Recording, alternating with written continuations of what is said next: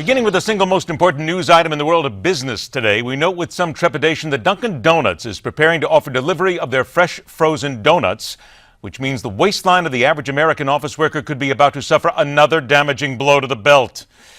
All's fair in love, war, politics, and donuts. So let's get to the rest of the day's major business bubble with veteran economist from the Society to Advance Financial Education. No donuts available at the moment, Steve Beeman. Steve, pleasure to see you again, my friend. We've no donuts, but we had a little bit of a sell-off today on Wall Street, did we not? We did, Ed. All three of the major indexes sold off on average a little more than half a percentage point. And you've got a couple of things coming to bear. Number one is that very strong jobs report last week of 280,000 jobs, leading people to conclude we might, in fact, see a little heftier increase in the interest rates from the Fed. And then secondly, the Grecian problem, where it looks like they're going to delay the issue, but it's not going to solve the issue, and that creates problems for Europe. The Grecian problem, nothing at all to do with donuts. I'm just stuck on donuts. You'll have to excuse me there for a moment. All right, let's get to a couple of pieces of news here.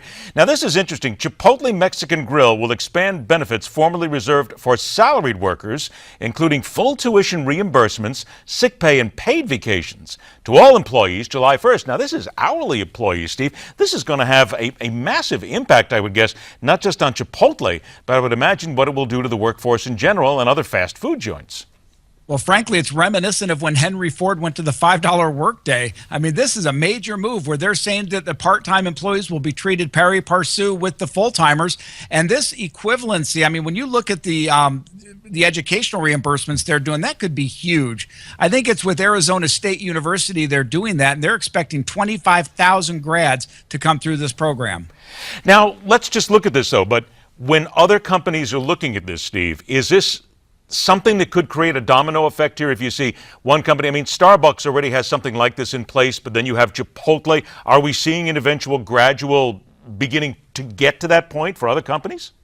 I think you will, frankly. I think you're going to have a competition for the better workers, and as the free market typically does, it creates new benefits for good workers. I think Chipotle's making a smart move. Their demographic is a little bit younger, and I think they want to create fans of their brand for a long time after they quit working there. That's all about fans of the brand to keep the money coming in. HSBC's procedures to prevent money laundering, sanction breaking, and criminal activity still have deficiencies so serious that to publicly disclose them would risk serious crime, according to the U.S. Department of Justice. Make sense of this here, Steve.